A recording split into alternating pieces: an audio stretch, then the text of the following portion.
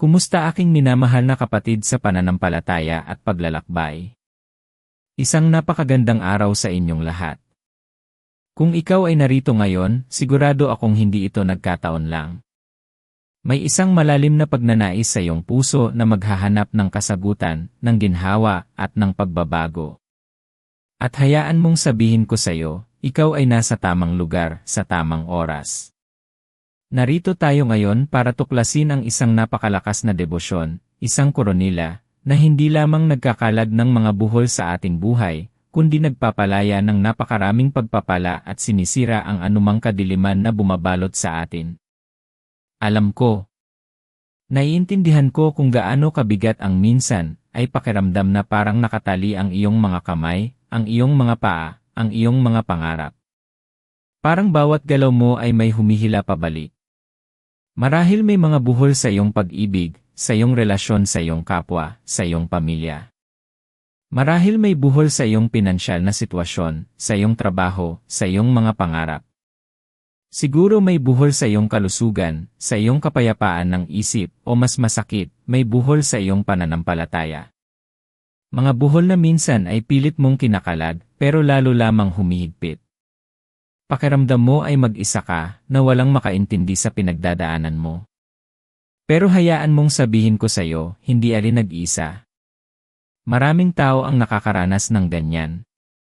At ang pagkalag ng mga buhol na iyan ay hindi nakasalalay sa iyong sariling lakas lamang. May mas malaking kapangyarihan na handang tumulong sa iyo.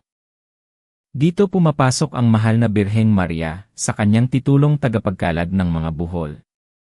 Isipin mo, isang ina na buong pagmamahal na nakikinig sa bawat hinaing, sa bawat pasakit, at handang kalagin ang anumang bumibigat sa iyong puso. Ito ang sikreto na nagbago sa buhay ng napakaraming tao, kabilang na ako at ang mga taong malapit sa akin. May mga buhol sa buhay na sa tingin natin ay imposibleng kalagin, pero sa kapangyarihan ng pananampalataya, at sa tulong ng mahal na ina, walang imposible. Ang video na ito ay hindi lamang magbibigay sa iyo ng kaalaman, kundi magbibigay sa iyo ng pag-asa, ng lakas, at ng isang gabay para personal mong maranasan ang pagkalag ng mga buhol sa iyong buhay, at ang pagdagsa ng mga pagpapala na higit pa sa iyong inaasahan. Manatili ka sa akin, dahil sa huling bahagi ay may ibabahagi akong isang napakasimpleng hakbang na magpapabilis sa pagkalag ng mga buhol na iyan at magbibigay sa iyo ng agarang ginhawa. Pero bago tayo magpatuloy, hayaan mong magbahagi ako ng isang kwento. Noong unang panahon, may isang mag-asawa sa Alemanya na dumaan sa matinding pagsubok. Ang kanilang kasal ay nasa bingit ng pagkasira dahil sa walang tigil na pagtatalo at hindi pagkakaunawaan. Ang kanilang pagmamahalan ay naging isang buhol na napakahigpit, parang isang lubid na pinagsiklop ng ilang beses. Buong puso silang nagdasal sa mahal na Birheng Maria, at bawat dasal ay sinasamahan nila ng isang laso na may buhol na sumisimbolo sa bawat problema sa kanilang kasal. Ang lasong iyon ay inilagay nila sa paanan ng isang imahe ng mahal na Birhen.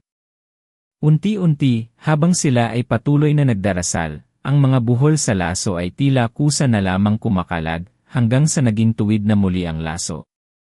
At sa parehong paraan, ang mga buhol sa kanilang kasal ay unti-unting nakalag at ang kanilang pagmamahalan ay nabuhay muli. Ang imaheng iyon, na ngayon ay tinatawag na Birheng tagapagkalag ng mga buhol, ay patuloy na nakapagbibigay ng pag-asa at himala sa napakaraming tao sa buong mundo. Hindi ba nakamamangha? Ang isang simpleng gawa ng pananampalataya ay maaaring magbago ng tadhana. Maaaring nararamdaman mo ngayon ang bigat ng iyong sariling mga buhol. Marahil ay may buhol sa iyong puso mula sa isang nawalang pag-ibig o sa isang pagtataksil. Siguro may buhol sa iyong pamilya, isang hindi pagkakaunawaan na matagal nang nagpapahirap sa inyo. O baka naman buhol sa iyong kalusugan, isang karamdaman na tila walang lunas. Ang mga buhol na ito, aking kapatid, ay hindi mo kailangang dalhin mag-isa. Ang mga ito ay hindi tanda ng iyong kahinaan, kundi isang paanyaya upang mas lumalim ang iyong pananampalataya at upang maranasan mo ang kapangyarihan ng isang inang handang tumulong sa iyo. Ang Birheng Maria ay hindi lamang isang reyna, siya ay isang ina na mas higit pa sa ating mga ina rito sa lupa, na mas mapagmahal at mas mapagkalinga. Siya ay naroon, laging handang pakinggan ang ating mga hinaing at iharap ito sa kanyang anak, si Jesus. Bakit ba natin kailangan ang koronila sa birheng tagapagkalag ng mga buhol? Simple lang. Ang buhay ay puno ng mga hamon. Minsan, parang isang malaking labirint na puno ng mga hadlang. At ang mga buhol na ito ay ang mga problemang humaharang sa ating pag-usad. Ang koronila ay isang panalangin, isang paraan para ilapit ang ating sarili sa mahal na birhen, isang pagkakataon para ibigay sa kanya ang lahat ng ating mga pasakit. Ito ay hindi lamang isang pagdarasal, kundi isang gawa ng buong pagtitiwala. Ito ay isang pagkilala na may isang mas mataas na kapangyarihan, isang kapangyarihan ng pagmamahal, na maaaring kalagin ang anumang bagay na sa tingin natin ay hindi na makakalad. Pero dito nagiging interesante ang lahat. Maraming tao ang nagdarasal, pero bakit parang hindi sila pinapakinggan? Ang sikreto ay hindi lamang sa pagdarasal, kundi sa paraan ng pagdarasal. Ang koronila sa birheng tagapagkalag ng mga buhol ay may partikular na istruktura at intensity na tumatagos sa puso. Ito ay parang isang susi na tamang-tama sa kandado ng iyong problema. Ang bawat dasal ay isang hibla ng pag-asa na pinagsama-sama upang bumuo ng isang malakas na pananampalataya na hindi kayang baliwalain. Hayaan mong ibahagi ko sa iyo ang kwento ni Aling Nena. Si Aling Nena ay isang lola na nag-aalaga ng kanyang 3 apo matapos iwanan ng kanyang mga anak para magtrabaho sa ibang bansa. Ngunit ang pinansyal na buhol nila ay napakahigpit. Halos wala na silang makain at paalisin na sila sa kanilang inuupahang bahay. Narinig niya ang tungkol sa birheng tagapagkalag ng mga buhol mula sa isang kapitbahay. Sa simula, nag-aatubili siya, iniisip na masyado ng huli para sa kanya. Ngunit isang gabi, habang umiiyak, naisipan niyang subukan. Araw-araw, dinarasal niya ang koronila, inaalay ang kanyang mga buhol sa paghihirap, sa kakulangan, sa pangamba. Isang araw, matapos ang ilang linggo, may kumatok sa kanilang pinto. Isa pala itong kamag-anak mula sa malayong lugar na matagal na niyang hindi nakikita. Nalaman ng kamag-anak ang kanilang sitwasyon at nag-alok ng tulong. Hindi lang pera, kundi isang trabaho para sa kanya na pwede niyang gawin sa bahay, at nagbigay pa ng sapat na pambayad sa upa. Ang mga buhol ay kumalad. Hindi agad, hindi sa paraang inaasahan niya, ngunit sa perpektong oras at sa paraang nagpakita ng malalim na pag-aalaga ng Diyos sa pamamagitan ng mahal na birhen. Ito ay patunay na kahit gaano kahirap ang ating sitwasyon, may pag-asa. Dahil ang ating Diyos ay isang Diyos ng pag-asa, tulad ng sabi sa Jeremias 20:11, sapagkat nalalaman ko ang mga panukala na inilaan ko para sa inyo, sabi ng Panginoon, mga panukala ng kapayapaan at hindi ng kasamaan, upang bigyan kayo ng kinabukasan at pag-asa. At ang Birheng Maria ay ang ating tulay, ang ating tagapamagitan, ang ating ina na laging nakikinig at nagdadala ng ating mga panalangin sa kanyang anak. Ang kanyang pagmamahal ay walang hanggan, at ang kanyang pagnanais na tulungan tayo ay totoo.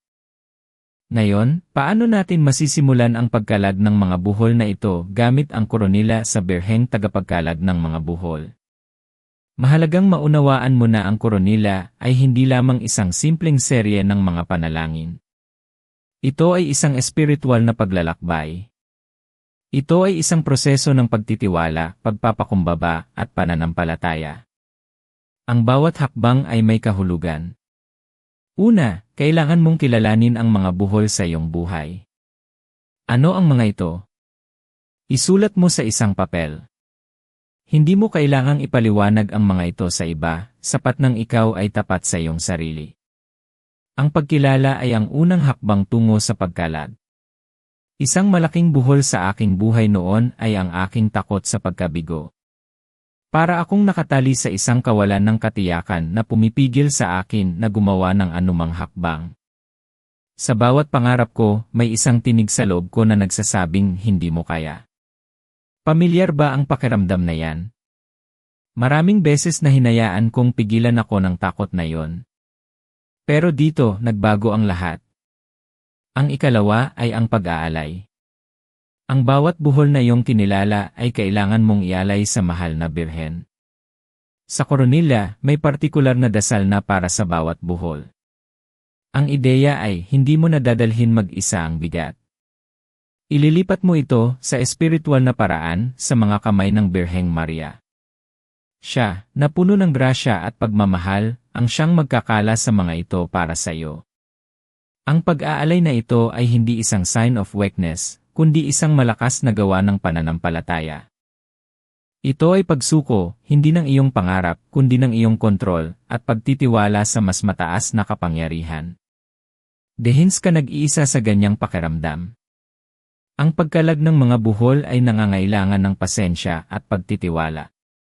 Hindi laging agad ang kasagutan.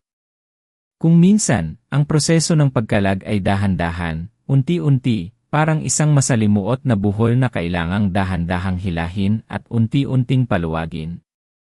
Ito ay isang paalala na ang Diyos ay may sariling plano at sariling timing. Kaya nga, patuloy tayo sa pagdarasal, patuloy tayo sa pagtitiwala. Ngayon, gusto kong pag-usapan natin ang mga uri ng buhol na maaaring maranasan mo at kung paano natin ito isasama sa ating panalangin. Unang uri ng buhol, ang mga buhol ay relasyon. Ito ang mga hindi pagkakaunawaan sa pamilya, sa mag-asawa, sa kaibigan. Ang mga pait na nararamdaman mo sa isang tao, o ang galit na hindi mo maipahayag. Ang mga buhol na ito ay sumisira sa kapayapaan sa iyong tahanan at sa iyong puso. Naaalala ko ang isang mag-asawa na may matinding buhol sa kanilang komunikasyon. Halos maghiwalay na sila. Pinayuhan ko silang sama-samang dasalin ang Coronilla, na inaalay ang kanilang buhol sa hindi pagkakaunawaan.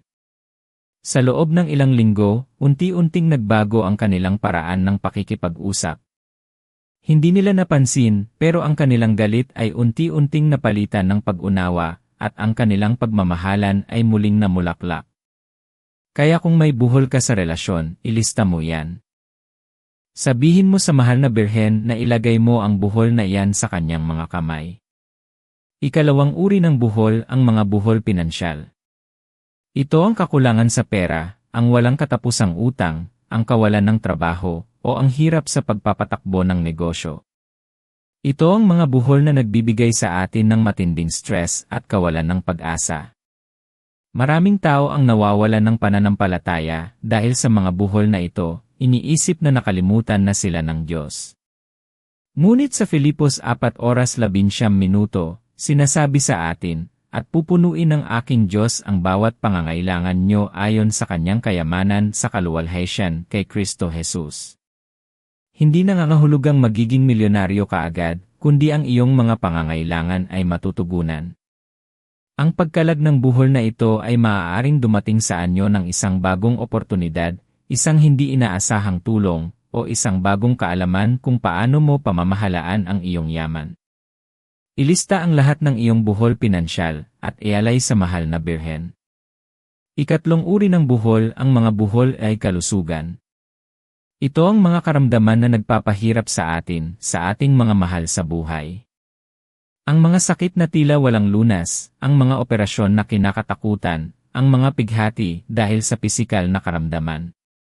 Kung ikaw ay may ganitong buhol, hayaan mong sabihin ko sa iyo, ang Diyos ay Diyos ng mga himala, at ang mahal na birhen ay isang makapangyarihang tagapamagitan.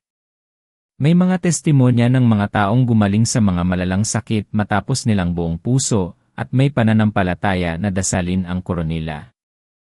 Hindi ito magic, aking kapatid, ito ay ang kapangyarihan ng pananampalataya na nagbubukas ng pintuan sa interbensyon ng banal.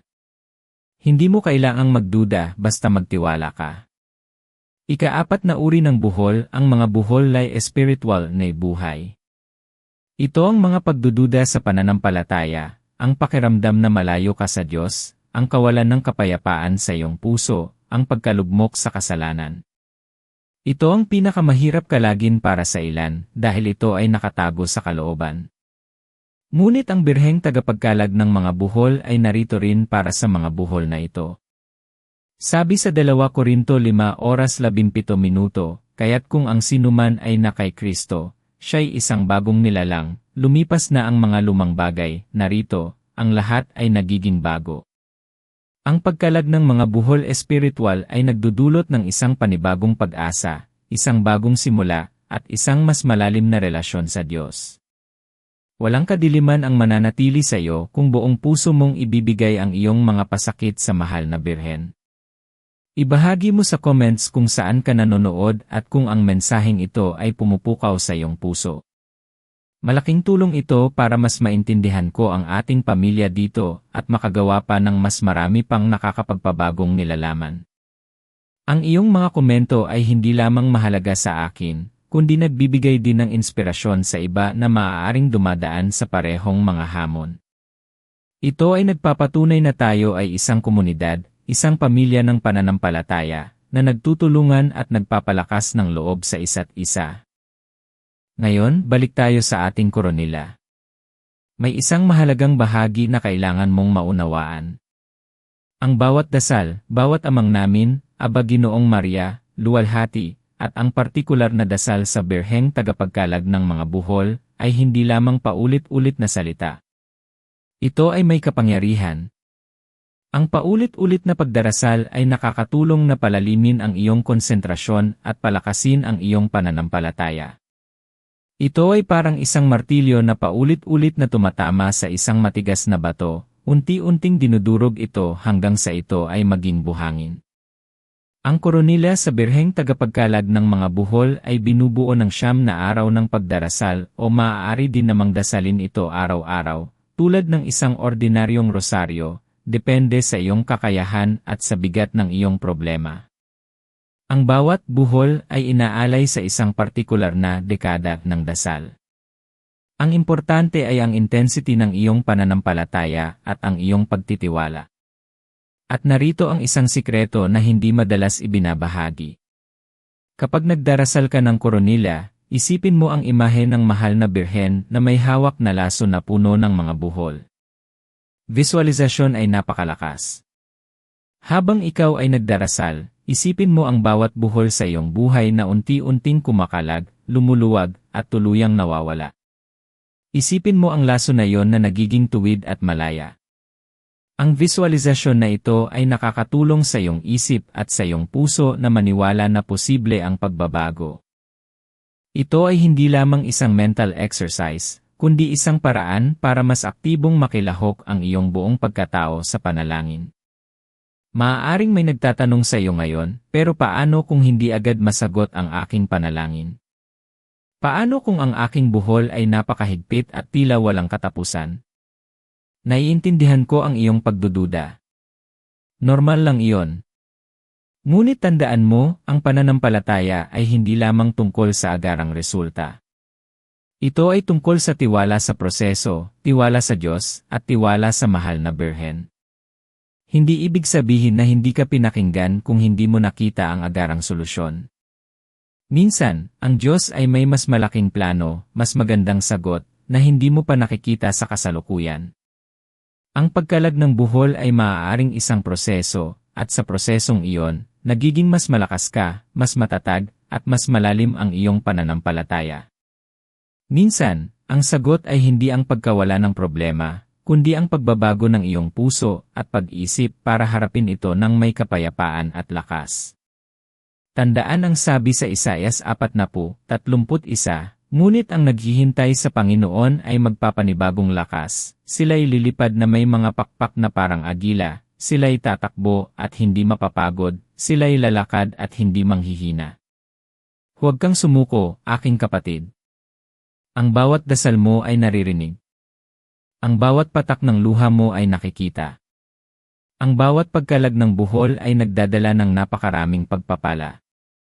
Ang mga pagpapala na ito ay hindi lamang material na bagay.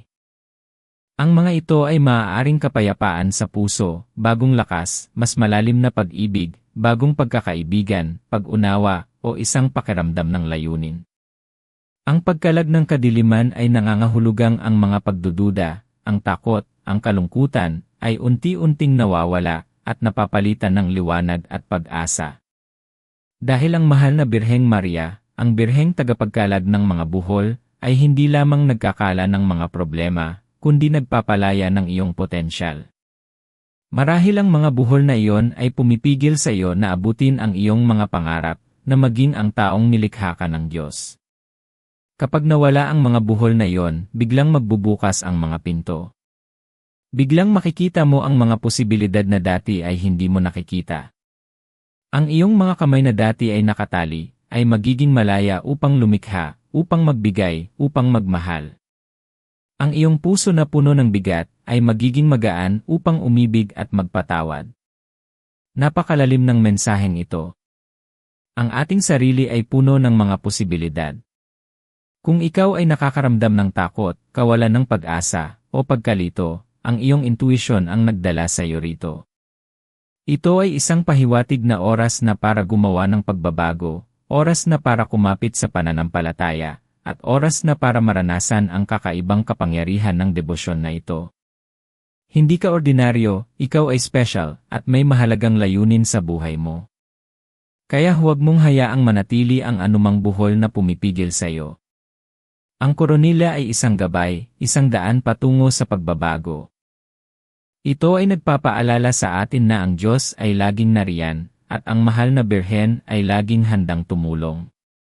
Ang iyong pananampalataya ay ang pinakamalakas mong sandata. Gamitin mo ito. Ibigay mo ang iyong mga buhol. Magtiwala ka. At darating ang araw na babalik ka sa channel na ito para magbahagi ng iyong sariling testimonya kung paano kinalag ng mahal na birhen ang iyong mga buhol at nagbigay ng napakaraming pagpapala sa iyong buhay. Ang huling bahagi na aking ibabahagi ay ang pinakamahalaga, ang pinakamakapangyarihang hakbang. Ito ay ang pagsasabuhay ng koronilya, araw-araw, ng may buong puso at walang pag-aalinlangan. Hindi ito isang one-time prayer, kundi isang patuloy na relasyon sa mahal na birhen. Ang bawat pagkalag ng buhol ay nagbubukas ng pintuan para sa pagdating ng mga pagpapala. At sa bawat pagkalag ng kadiliman, ay sumisikat ang liwanag ng pag-asa at pagmamahal ng Diyos. Kaya ano ang gagawin mo ngayon? Huwag kang mag-atubili. Simulan mo ang iyong paglalakbay. Simulan mo ang koronilya. Kung wala kang kopya ng dasal, hanapin mo ito online.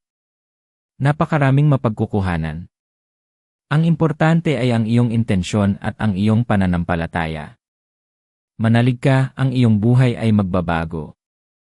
Ang pinakamahalagang aral dito ay ito, hindi ka tinawag para maging malungkot, o puno ng problema, o nakatali sa isang buhay na hindi mo gusto. Ikaw ay nilikha para sa isang pambihirang layunin, at ang Diyos ay may magandang plano para sa iyo. Ang mga buhol na iyan ay hindi ang iyong katapusan, kundi ang simula ng iyong pinakamalaking pagbabago. Ang iyong pinakamagandang bersyon ay hindi nalalabas. At sa tulong ng mahal na birheng tagapagkalag ng mga buhol, makakamit mo iyan. Ang iyong puso ay puno ng pag-asa, ang iyong isip ay puno ng kapayapaan, at ang iyong buhay ay puno ng pagpapala. Maniwala ka. Ngayon, atin nang pagtibayin ang lahat ng ito sa isang malakas at taimtim na panalangin. Sama-sama tayong manalangin. Yumuko tayo, at buong puso nating ilagay ang ating sarili sa presensya ng banal. Sa ngalan ng Ama, ng Anak, at ng Espiritu Santo. Amen. Mahal na Birheng Maria, Birheng tagapagkalag ng mga buhol, narito po kami sa iyong harapan, puno ng pag-asa at buong pananampalataya. Kami po ay lumalapit sa iyo, ikaw na ina ng ating Panginoong Hesus, ikaw na aming matulungin at maawaing ina. Ikaw na buong pagmamahal na pumipili sa bawat buhol ng aming buhay, at buong pagpapakumbaba na kinakalag ang mga ito sa iyong mapagpalang mga kamay. Ina, alam mo ang aming mga pasakit, ang aming mga pighati, ang aming mga lihim na pagluha. Nakikita mo ang mga buhol na humihigpit sa aming puso, sa aming mga relasyon, sa aming pinansyal na sitwasyon, sa aming kalusugan, at sa aming espiritual na paglalakbay. Ngayon, sa harap mo, inaalay po namin sa iyo ang lahat ng aming mga buhol. Ina, ilagay po namin sa iyong mga kamay ang buhol ng hinihiling po namin na sa iyong walang hanggang pagmamahal at kapangyarihan, ay kalagan mo po ang buhol na ito, tulad ng pagkalag mo sa laso ng mag-asawang Aleman. Birheng tagapagkalag ng mga buhol, ipanalangin mo po kami sa iyong anak, si Jesus. Hilingin mo po sa kanya na bigyan kami ng lakas at pananampalataya upang harapin ang mga hamon ng buhay. Hilingin mo po na ang kanyang grasya ay bumuhos sa aming buhay, at ang kanyang banal na pagpapala ay dumaloy sa aming tahanan. Ina, pinagkakatiwalaan po namin ang iyong intersesyon. Naniniwala po kami na sa iyong tulong, ang lahat ng aming mga buhol ay makakalag, at ang aming buhay ay magiging malaya sa anumang bumibigat. Ina, lumayas nawa ang kadiliman sa aming isip at puso, at mapuno kami ng liwanag ng pag-asa, pag-ibig, at kapayapaan. Patnubayan mo po kami sa aming paglalakbay, o mahal na Birhen. Turuan mo po kami na laging magtiwala sa Diyos, at na laging lumapit sa iyo sa aming mga pangangailangan. Salamat po, mahal na ina, sa iyong walang sawang pagmamahal at pag-aruga. Salamat po sa pagiging aming ina, aming tagapamagitan, at aming birheng tagapagkalag ng mga buhol. Sa ngalan ni Jesus, na aming Panginoon at tagapagligtas. Amen. Sa ngalan ng Ama, ng Anak, at ng Espiritu Santo. Amen. Mahal na kapatid, sana ay naramdaman mo ang kapangyarihan ng panalangin ito, at ang pag-asa na dala ng debosyon sa birheng tagapagkalag ng mga buhol. Ang iyong potensyal ay mas malaki pa sa iyong iniisip. Ikaw ay nilikha para sa isang pambihirang layunin. Ang iyong kwento ay hindi nagtatapos dito. Ang pinakamagandang bahagi ng iyong buhay ay hindi pa nagsisimula. Kung ang mensaheng ito ay pumukaw sa iyong puso, at kung naramdaman mo ang ginhawa at pag-asa, huwag kalimutang i-like ang video na ito at mag-subscribe sa aming channel. I-click mo rin ang bell icon para lagi kang updated sa mga bagong video na magbibigay sa iyo ng inspirasyon at gabay. Malaking tulong ito para mas marami pa tayong maabot at matulungan. At sana, ibahagi mo rin ang video na ito sa iyong mga mahal sa buhay, sa iyong mga kaibigan, o sa sinumang sa tingin mo ay nangangailangan ng pag-asa at pagkalag ng kanilang mga buhol. Sama-sama tayong lumikha ng isang komunidad ng pananampalataya at pagbabago. At sa susunod nating pagtatagpo, maaari nating pag-usapan ang isang panalangin na makakatulong sa atin na palakasin ang ating pananampalataya sa gitna ng matitinding pagsubok. Hanggang sa muli, aking minamahal na kapatid, tandaan mo, hindi alin nag-iisa. Ang iyong mga buhol ay makakalag. Ang mga pagpapala ay paparating. At ang kadiliman ay masisira. Manalig ka. Pagpalain ka ng Diyos.